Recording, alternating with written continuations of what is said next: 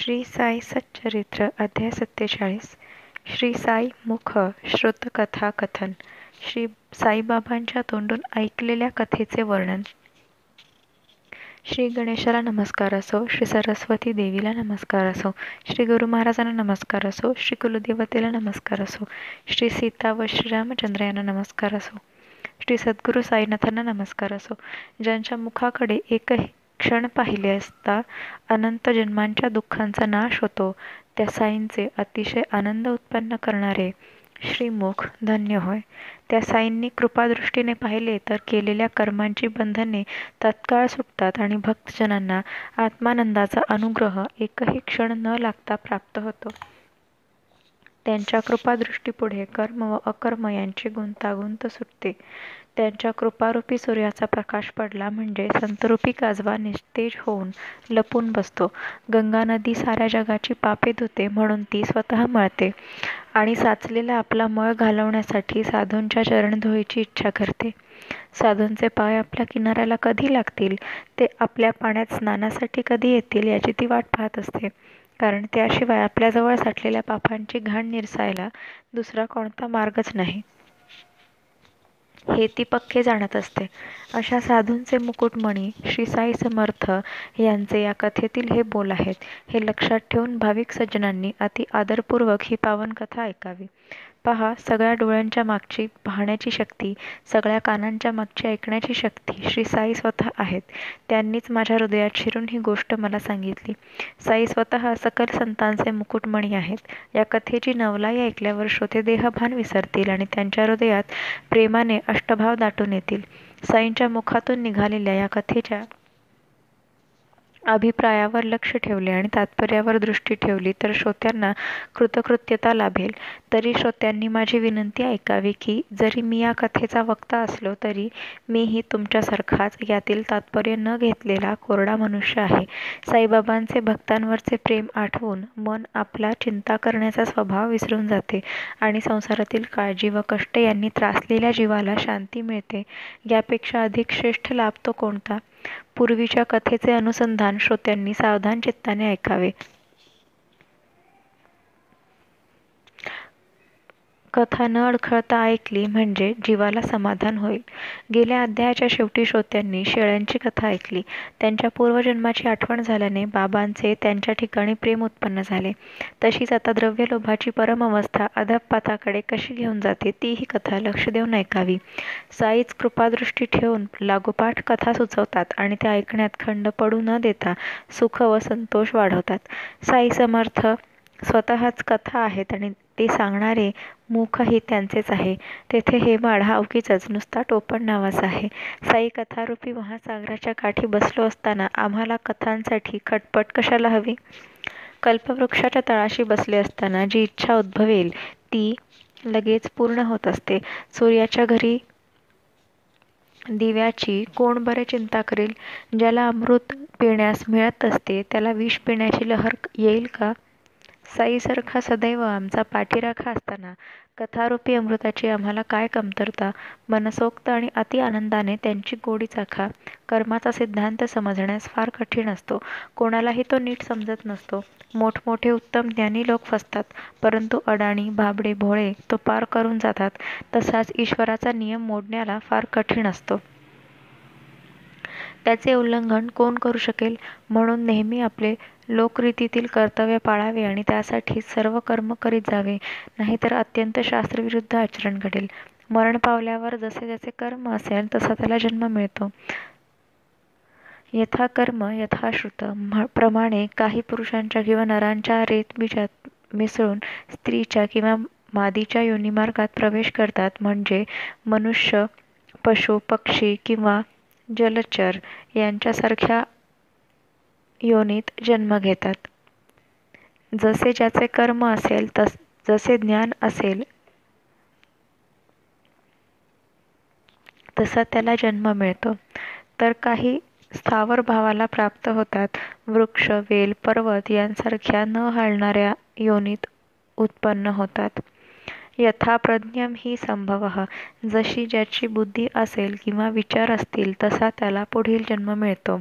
या श्रुतीचा अर्थ कोणाला ठाऊक नाही. म्हणून जीवाला आवडेल तसा त्याने पुन्हा जन्म घ्यावा. पुन्हा शरीर धारण करण्यासाठी उत्सुक असलेल्या अज्ञानी मूर्ख लोकांनी लक्षात ठेवावे की जशी ज्याची कमाई असते तसे शरीर त्याला प्राप्त होत असते. म्हणून शरीर मरून पडण्याआधी आत्मज्ञान प्राप्त करण्यासाठी प्राप्त झालेली मनुष्यजन्माची अमोल संधी जो फुकट घालवत नाही तोच खरा शहाणा होय. तोच संसार बंधनातून मुक्त होतो आणि इतर सर्व संसाराच्या रहाटगाडग्यात पडतात आणि शरीर धारण करणे त्यांना कधीही चुकत नाही. असलेच विचार अध्याय 8 मध्ये क्रमांक 44 ते 47 या ओव्यांमध्ये आलेले आहेत.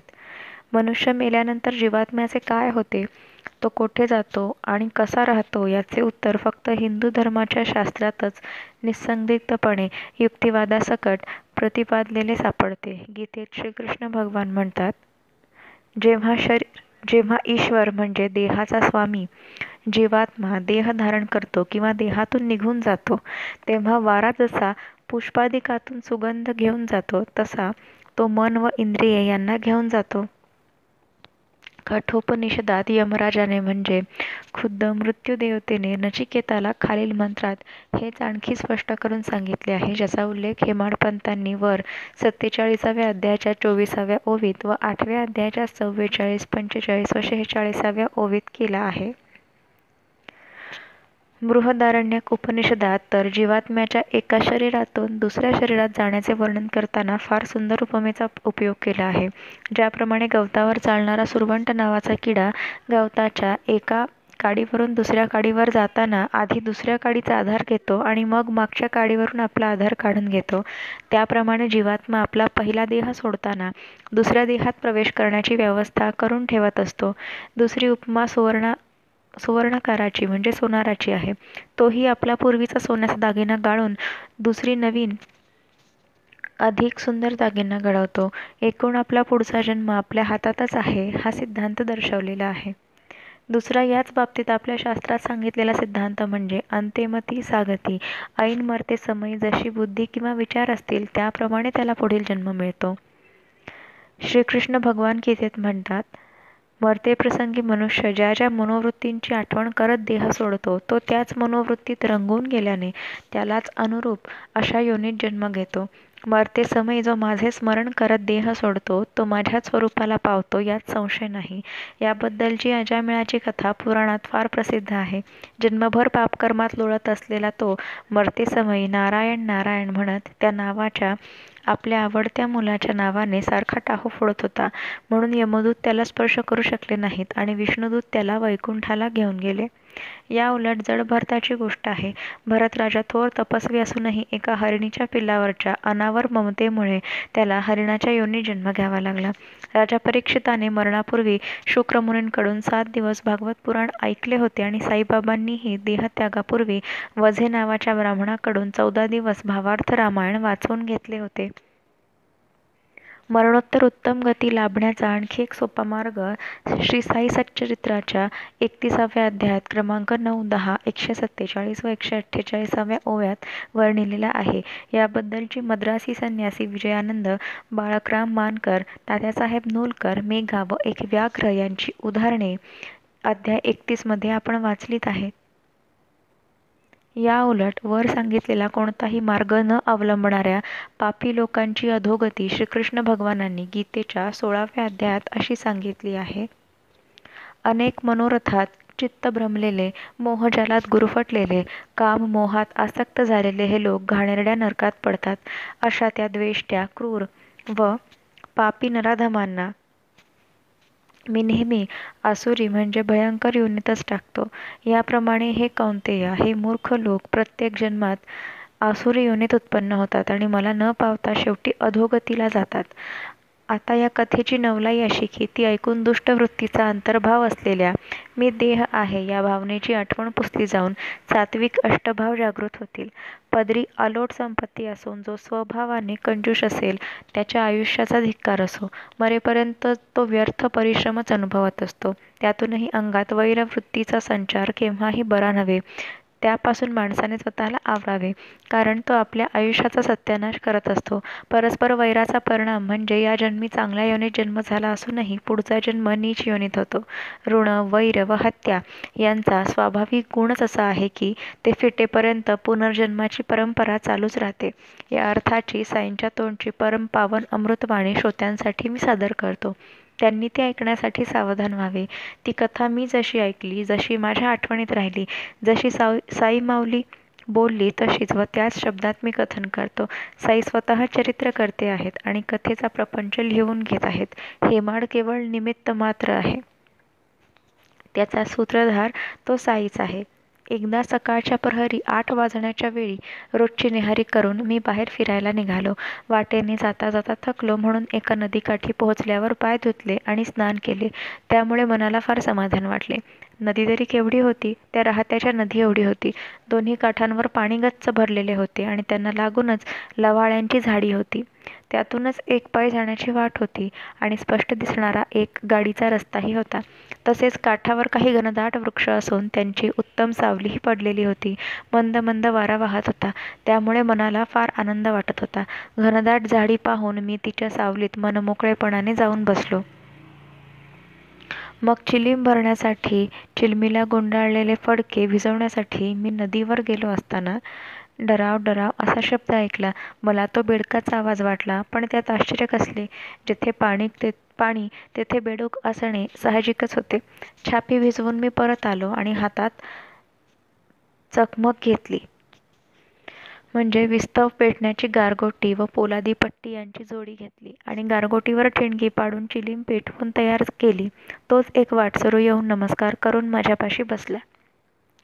माझ्याकडून नम्रपणे चिलीम हातात घेऊन फार लांब आलात असे बोलून तो पुढे म्हणाला, येथून मशीद फार लांब आहे.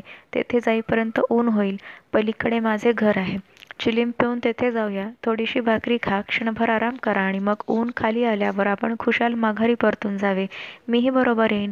असे भाषण झाल्यावर वाटसरूने चिलमीचा एक झुरका मारून ती मला ओढायला दिली. तिकडे तो बेडूक आर्त स्वराने मोठ्या आवाजात ओरडू लागला. ते ऐकून त्या वाटसरूने हा कोण बरे ओरडतो म्हणून चौकशी केली. त्यावर मी म्हणालो, नदीकाठी बेडूक संकटात पडला आहे. त्याचे कर्म त्याच्या पाठी लागले आहे. ती गोष्ट तुला सांगतो, ऐक. पूर्वजन्मी जसे करावे तसे या जन्मी भरावे. केलेल्या कर्मांचे फळ भोगायला तयार व्हावे. आता रडून काय उपयोग? मग हे ऐकून चिलीम माझ्या हातात देऊन तो वाटसरू तेथून निघाला. तो म्हणाला, मी जरा पाहून येतो. खरोखर तो बेडूक आहे की आणखी कोणी प्राणी आहे? त्याला काय दुःख आहे हे पाहून मनाची खात्री तरी करून घेऊया. त्याची इच्छा पाहून मी म्हणालो, जा पाहून ये. एका मोठ्या सापाच्या तोंडी पडून तो बेडूक ओरडत आहे. दोघेही महाहरामखोर आहेत. दोघांचीही पूर्वजन्माची कर्मे राक्षसी आणि पापे भयंकर होती. त्यांची फळे भोगायला त्यांना हे दुसरे शरीर लाभले आहे.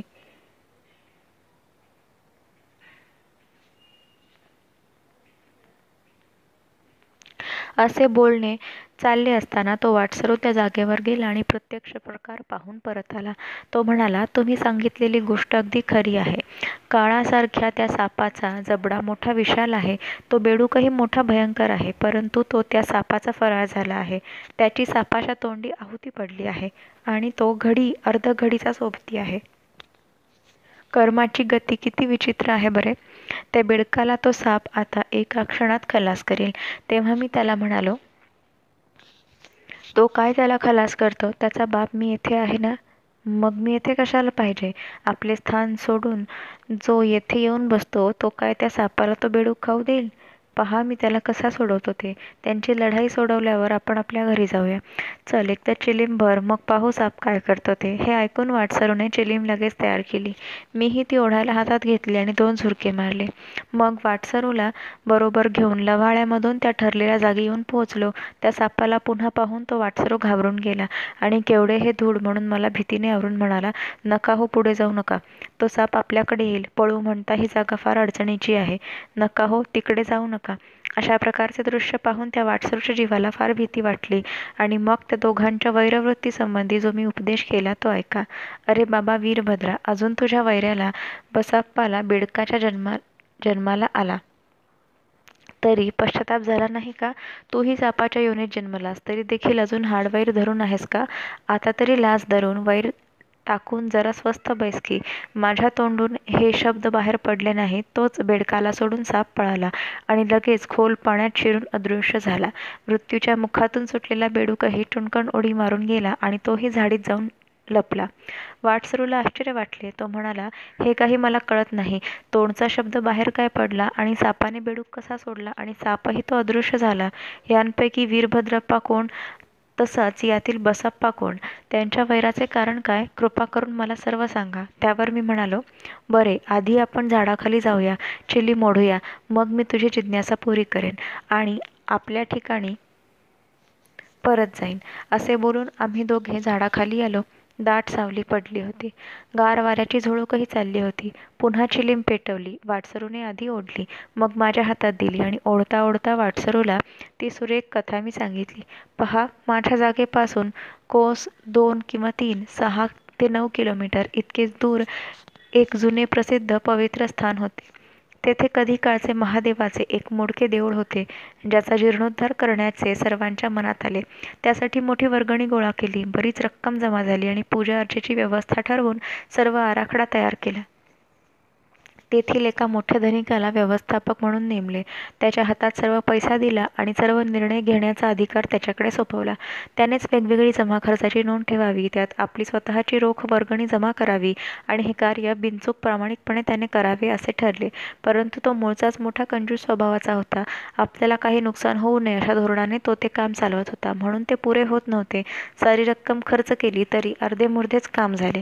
धनिक आपल्या पदरचा एक पैसाही खर्च करेना, आपल्या जवळची एक पैसुद्धा सोडेना. तो जरी सावकार होता तरी जणू काय कृपणपणाचा मूर्तिमंत अवतारच होता. नुसता गोडगोड बोलत असे आणि कामाला आकार येत नव्हता. पुढे त्याच्या घरी पैसे जमवणारी सगळी मंडळी जमली आणि म्हणाली, तुझी ही सावकारी काय कामाची रे?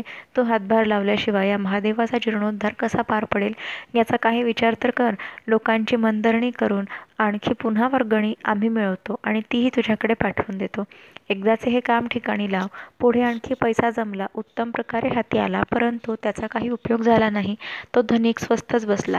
असेच काही दिवस गेले आणि महादेवाच्या मनाला काही करावेसे वाटले, म्हणजे देवाजीच्या. याच धनिकाच्या पत्नीला दृष्टांत झाला, तू तरी उठ, जागी हो, त्या देवळाचा घुमट बांध. तू जो खर्च करशील त्याच्या 100 पटीने तो शंकर तुला देईल. दुसऱ्या दिवशी तो दृष्टांत तिने आपल्या पतीच्या कानी सविस्तरपणे घातला. परंतु एक पैसुद्धा खर्च करताना ज्याला प्राण गेल्यासारखे वाटत असे, त्याला तो दृष्टांत त्रासदायक वाटला. रात्रंदिवस सतत पैसा जमवावा याशिवाय ज्याच्या मनाला दुसरा विचारच नाही, त्याला या स्वप्नातील द्रव्य खर्च करण्याचा विचार कसा पटेल? त्याने पत्नीला सांगितले की मी या दृष्टांताला मानत नाही, त्यावर माझा मुळीच विश्वास नाही आणि तिची थट्टा करण्यास त्याने सुरुवात केली. ज्याची जशी मनोवृत्ती असते तशी त्याला जगाची स्थिती वाटत असते. स्वतः लबाड असला म्हणजे इतरही त्याला तसेच दिसतात. तो म्हणाला, देवाच्या मनात माझाच पैसा काढून घ्यायचा होता, तर मी काय तुझ्यापासून दूर होतो? तुझ्याच स्वप्नी तो का गेला? तुलाच का दृष्टांत दिला? देवाने मला का नाही तो दिला? म्हणून माझा त्यावर विश्वास बसत नाही आणि त्याचा अभिप्रायही मला कळत नाही. हे स्वप्न खोटे असावे असे मला वाटते आणि आम्हा नवरा बायकोत भांडण उत्पन्न व्हावे म्हणून हा देवाचा प्रयत्न असेल, असेच लक्षण मला दिसते. देवळाच्या जीर्णोद्धाराच्या कामी माझे सहाय्य कमी आहे का? आम्ही भरलेली थैली महिन्या महिन्याला रिकामी होत आहे.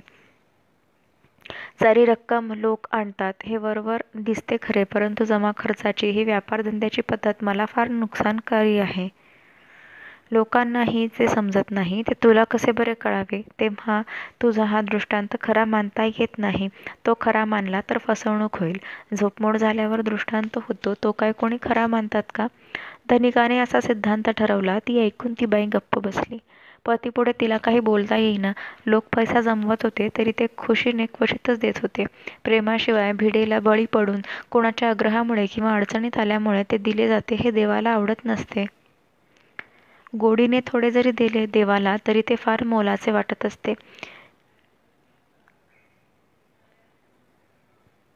गीता अध्याय 9 श्लोक 26. जो कोणी मला पान, फूल, फळ किंवा पाणी भक्तीने अर्पण करतो त्या शुद्ध चित्त मनुष्याच्या भक्तीच्या भेटीचा मी मोठ्या आनंदाने स्वीकार करतो. जसा जसा पैसा जमत होता तसे तसे काम होत होते. पैसा थांबला की कामही थांबत असे. असे हे काम चेंगटपणाने चालले. धनिक पडला कंजूष. आपल्या पिशवीतील एकही पैसा तो काढेना. मग त्याच्या पत्नीला पुन्हा दृष्टांत कसा झाला तो ऐका. देवळासाठी पैसा देण्याचा पतीला आग्रह करू नकोस. तुझा भाव तेवढा देवाला पुरेल. तुझ्या इच्छेस येईल तितके तू दे. मनोभावाने दिलेला स्वतःच्या मालकीचा एक पैसा देखील लाख मोलाचा असतो.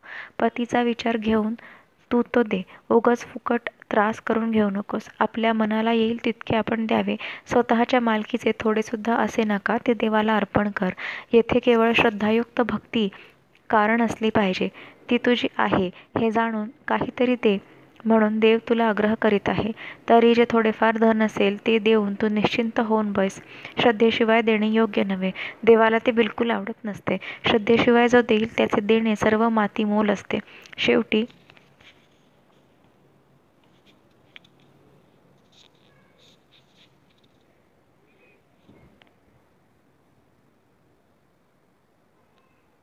ते मुळासकट निष्फळ होते. याचा अनुभव माणसाला तात्काळ येतो. हा दृष्टांत ऐकून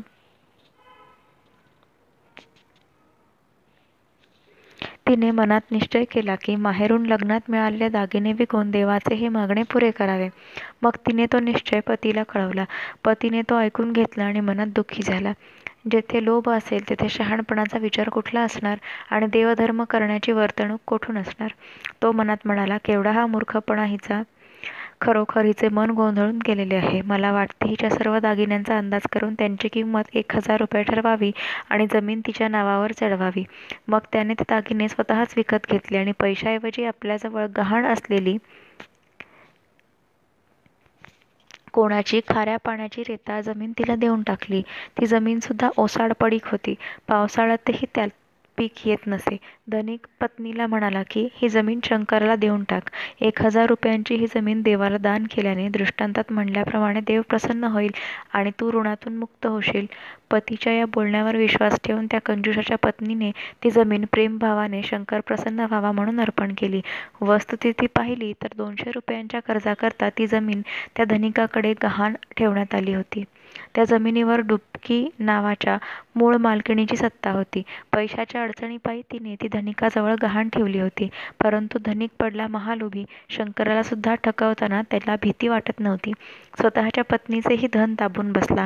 लबाडीने द्रव्य कमावण्यातच त्या माणसाला सुख वाटत असे. ही इंद्रिय सुखाची इच्छा फार वाईट असते. अशा विषयभोग लंपटाचा ती नाश करते. माणसाने जिवंत राहण्याची इच्छा असेल तर या विषयभोगांच्या बंधनात गुंतू नये.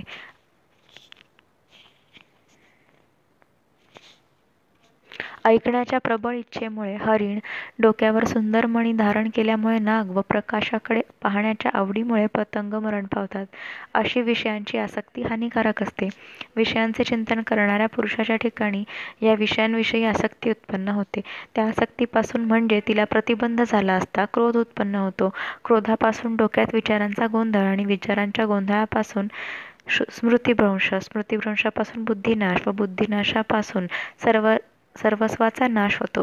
ऐहिक वस्तूंचा उपभोग घेण्यासाठी द्रव्याची जरुरी असते आणि ते मिळवण्याचा प्रयत्न करत असताना इंद्रिय सुखांची आसक्ती वाढते, जी आवरणे मग अशक्य होऊन बसते.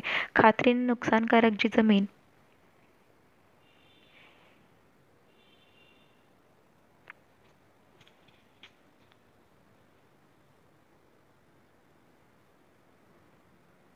खात्रीने नुकसानकारक जी जमीन त्यात प्रयत्न करूनही काही पिकत नाही ती म्हणे, करा देवाला अर्पण.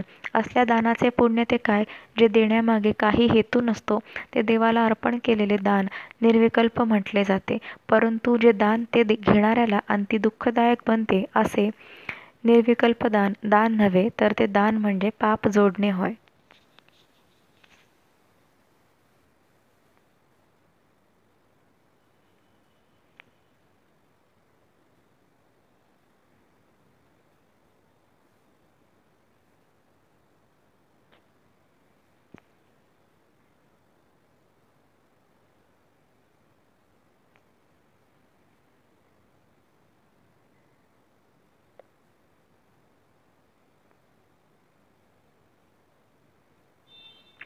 इकडे देवाचे पूजन करणारा जो गरीब ब्राह्मण देवासाठी जमीन दान मिळाली म्हणून अत्यंत संतुष्ट झाला. परंतु पुढे काही काळानंतर भलतेच होऊन बसले. कृतिका नक्षत्राचा अतोनात पाऊस पडला आणि भयंकर नासधूस झाली. एकाएकी वीज पडली आणि ती सारी इमारत कोसळून पडली.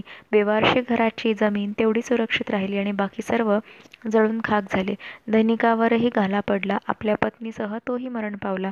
डुबकीही मरण पावली. असा या तिघांचा शेवट झाला. पुढे हा धनिक मथुरा नगरीत एका गरीब ब्राह्मणाच्या घरी जन्मला आणि त्याची ती भाविक पत्नी पुजाऱ्याच्या घरी जन्मली. तिचे नाव गौरी ठेवले.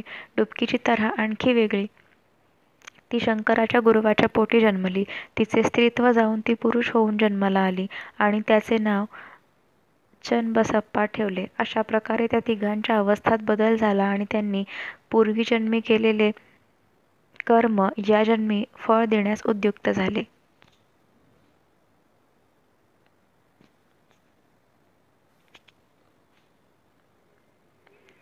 धनिकाचा पुनर्जन्म झाल्यावर त्याचे नाव वीरभद्र ठेवले. प्रारब्ध कर्माचे हेच रहस्य की भोगल्यावरच ते संपते. शंकराचा जो पुजारी होता तो मला भारी आवडत असे.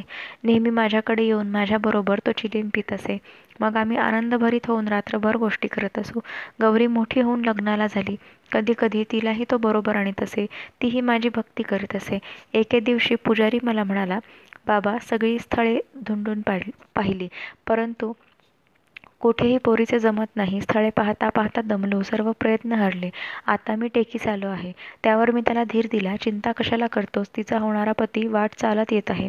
तुझी मुलगी भाग्यवान आहे. ती मोठी पैसेवाली होईल. तिला शोधत आपल्या पावली तिचा नवरा मार्ग चालू लागला आहे. थोड्याच दिवसात तुझ्या घरी तो येईल आणि तुझी इच्छा पुरवेल.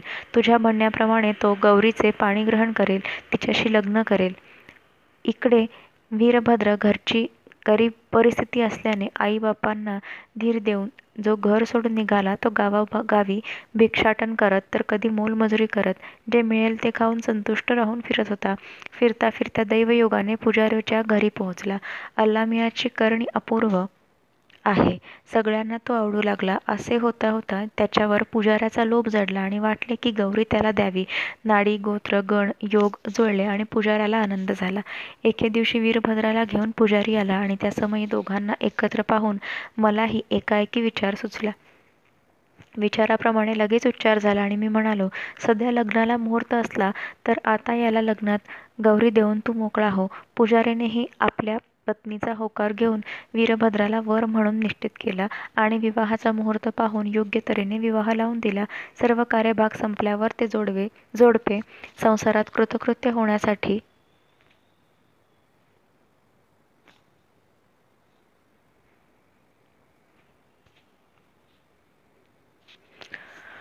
माझा आशीर्वाद घेण्यासाठी माझ्या दर्शनाला आले आणि मीही मोठ्या आनंदाने आशीर्वाद दिला. वीरभद्राला आयते अन्न मिळू लागले आणि त्यामुळे सुखसंपन्न झालेला त्याचा चेहरा प्रसन्न दिसू लागला. तोही माझ्या भक्तीला लागला आणि थोड्याच दिवसात त्याचा संसार थाटला. परंतु पैसा अपुरा पडल्याने कंटाळला नाही असा भाग्याचा कोणी भेटतो का? या पैशाचा मोठा जाच असतो. थोरामोठ्यांनाही त्याची छळवणूक असते. वीरभद्राला सुद्धा मधून मधून त्याची टंचाई भासू लागली. द्रव्याचा खेळ असाच असतो. वीरभद्र मला म्हणाला, बाबा, ही लग्नाची बेडी फार कठीण आहे. पैसा वाचून मी वैतागून जातो. काहीतरी उपाय मला सांगा, म्हणजे हा संसार झेपणे मला शक्य होईल. आता मी तुमच्यापुढे लोटांगण घालतो. आता फसवणूक बरी नव्हे. तुम्हीच आमच्या या लग्नाला कारण आहात. मीही त्याला पुष्कळ उपदेश करीत असे आणि प्रेमाने आशीर्वाद देत असे. अल्ला मालिक आहे हे त्याला ठाऊक होते. तोच हे संकट घालवेल. वीरभद्राच्या मनातले जाणून त्याचे मनोरथ पूर्ण व्हावे म्हणून मी त्याला आश्वासन देत आहे आणि त्याने ते मुळीच दुःखी होऊ नये असे मी सांगत असे. तुझा भाग्यकाळ जवळ आला आहे. उगाच फुकटची तळमळ करू नकोस. द्रव्य तुझ्या हातचा मळ होईल आणि त्याची तुझ्याकडे सुबत्ता होईल.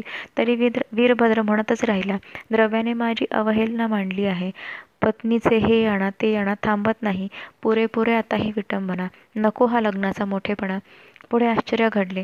गौरीच्या ग्रहांचे कौतुक पहा. त्या खाऱ्या पाण्याच्या रेताळ जमिनीला भाव चढला. देवाची लीला अघात आहे. एक खरेदीदार आला आणि 1,00,000 रुपये द्यायला तयार झाला. त्याने जागच्या जागी अर्धी रक्कम रोख दिली आणि अर्धी हप्त्यांवर देण्याचे ठरवले. दरवर्षी व्याजासकट 2,000 रुपये देऊन 25 वर्षात उरलेले 50,000 रुपये फेडण्याचे ठरले. अशा प्रकारे 25 वर्षांनंतर पैसे मिळून गौरीची भरपूर परतफेड होणार होती. ठराव सर्वांना पसंत पडला, परंतु चन्नबसप्पा गुरव उभा राहिला आणि म्हणाला, शंकराला जो पैसा अर्पण झाला त्याचा पहिला मालक गुरव असतो. दरवर्षी मिळणाऱ्या व्याजापैकी अर्धे व्याज माझ्या गुरवाच्या हिश्शापोटी मला मिळाले पाहिजे, त्याशिवाय मला समाधान नाही. वीरभद्रप्पा त्याला काही देईना आणि चन्नबसप्पा स्वस्थ राहीना. दोघांची वादावादी जुंपली आणि ते दोघे माझ्याकडे आले. शंकर जमिनीचा पूर्णपणे मालक आहे, ती दुसऱ्या कोणाच्या कामी येणार नाही. उगाच लोभाच्या भानगडीत पडू नका, असे मी त्या दोघांनाही सांगितले. शंकराला जी जमीन अर्पण केली तिचीच ही किंमत आली आहे. गौरीशिवाय जे कोणी या रकमेची अपेक्षा करतील ते उपाशी मरतील. देवाजीच्या आज्ञेशिवाय या पैशाला कोणी शिवेल तो देवाच्या रागाला कारण होईल. ही देवाची संपूर्ण मालमत्ता आहे.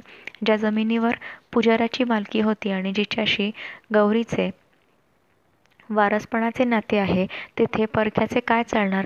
गौरीचे आपल्या हक्काचे हे धन आहे. असे म्हणून मी त्या दोघांना समजावले की गौरीची मालकी लक्षात घेऊन तिच्या अनुमतीने वागलात तर कृतार्थ व्हाल आणि तिच्या इच्छेबाहेर वागलात तर देव राजी होणार नाही. वीरभद्राला स्वतंत्र व्यवहार करण्याचा हक्क नाही, असा मी माझा विचार स्पष्टपणे सांगितला.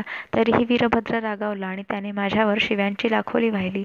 तो म्हणाला, तुमच्या मनात माझ्या पत्नीची मालकी स्थापून सर्व रक्कम स्वतः गिळंकृत करून आपले हित साधून स्वस्थ बसायचे आहे. त्याचे हे शब्द ऐकून मी जागच्या जागी स्तब्ध झालो आणि मनात म्हणालो, अल्लामियाची करणी अगाध आहे, उगाच आपण खेद का करावा. वीरभद्रप्पा मला असे बोलला आणि घरी जाऊन बायकोवर रागाने चरफडला. म्हणून ती दुपारी दर्शनाला येऊन मला विनवू लागली, बाबा, कोणाच्याही बोलण्यावर लक्ष देऊन माझ्यावर अवकृपा करू नका. मी पदर पसरते, या कन्येवर लोभ असू द्या. असे तिचे शब्द ऐकून मी तिला संपूर्णपणे आश्वासन दिले, 7 समुद्र तुला कृपेने बहाल करेल, तू दुःखी होऊ नकोस. त्याच रात्री झोपेत असताना गौरीबाईला दृष्टांत झाला. शंकराने स्वप्नात येऊन तिला काय सांगितले ती गोष्ट पहावी. पहा, हा सर्व तुझा पैसा आहे, तू काही कोणाला देऊ नकोस. त्याची व्यवस्था सुद्धा तू सदा टिकून राहील अशी मी सांगतो, तशी कर. देवळाकरता जो जो पैसा चन्नबसप्पा सांगेल तसा खर्च करण्याचा नियम ठेवावा, त्याचा मला विश्वास आहे. इतर कार्याकरता पैशाची अव्यवस्था होऊ नये म्हणून मशिदीतील बाबांना विचारल्याशिवाय काही कारभार करू नये. गौरीबाईने तो दृष्टांत मला सविस्तरपणे कथन केला. मी सुद्धा तो दृष्टांत बांधण्यासाठी योग्य तो सल्ला दिला. मुद्दल तुझे तूच घे, चन्नबसप्पाला व्याजाचा अर्धा भाग नेहमी देत राहा. वीरभद्राचा यात काही संबंध नाही. आम्ही असे बोलत असताना ते दोघेही भांडत भांडत तेथे आले.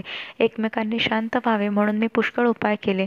गौराईला शंकराचा झालेला तो दृष्टांत त्या दोघांना मी संपूर्णपणे सांगितला, पण तो ऐकून वीरभद्र उन्मत्त झाला. प्रतिपक्षावर त्याने यथेच्छ शिव्यांचा मारा केला आणि भलतेसलते शब्द बोलला. ते ऐकून चन्नबसप्पा भीतीने घाबरून गेला. वीरभद्राला उन्मत्तवाद झाला आणि शिव्याशापांची तोंडाने बडबड करीत, सापडशील तेथे तुझा मी घात करीन असे म्हणू लागला. चन्नबसप्पा पाहून वीरभद्र वेडापिसा होऊन म्हणाला, मी तुझे तुकडे करीन, सगळाच खाऊन गिळून टाकेन. चन्नबसप्पा फार घाबरला आणि माझे पाय घट्ट धरून मला या संकटातून सोडवा असे म्हणाला. मग मीही त्याला अभय दिले आणि त्या दीन चन्नबसप्पाला धीर देऊन मी म्हणालो की वीरभद्रप्पाच्या हातून तुला मी मरू देणार नाही. पुढे वात होऊन वीरभद्रप्पा मरण पावला आणि सापाच्या योनीत जन्म पावला. त्याच्या शरीराचे असे रूपांतर झाले. चन्नबसप्पाला दहशत बसली आणि त्यातच त्याचा अंत झाला. तो बेडकाच्या योनीत जन्म पावला. असे त्याचे चरित्र घडले. पूर्वजन्मीच्या वैरापायी वीरभद्र सापापोटी जन्माला आला आणि बेडूकरूपी बसप्पाच्या पाठी लागून शेवटी त्याने त्याला धरले. सर्परूपी भद्रप्पाच्या तोंडात पडलेल्या बेडूकरूपी दीन बसप्पाचे करुण शब्द ऐकून माझे मन हेलावले. पूर्वी दिलेले वचन आठवून चन्नबसप्पाला सापाच्या तोंडातून मुक्त करून मीही माझा शब्द पाळला. अल्लाह आपल्या भक्तांसाठी संकटसमयी धावून येत असतो. त्यानेच मला येथे पाठवून भक्तांचे रक्षण केले. याचा प्रत्यक्ष अनुभव झाला. वीरभद्राला हाकलवून लावले आणि चन्नबसप्पाला संकटातून वाचवले. खरेच ही सर्व देवाची लीला आहे. असो, आता चिलीमभर ती पिऊन मी आपल्या घरी जाईन. तूही आपल्या गावी परत जा. माझ्या नामाकडे लक्ष असू दे. असे म्हणून मी चिलिंपी आलो. सत्संगाचे सौख्य लाभले. फिरत फिरत परत आलो आणि मनात अत्यंत समाधान पावलो. सर्वांचे कल्याण असो. अशा प्रकारे संत व सज्जन यांनी प्रेरणा केलेल्या भक्त हेमाडपंत यांनी रचलेल्या श्री साई समर्थ यांच्या सत्यचरित्राचा श्री साई मुख श्रुतकथा कथन नावाचा 47वा अध्याय समाप्त झाला. श्री सद्गुरु साईनाथांना अर्पण असो. सर्वत्र कल्याण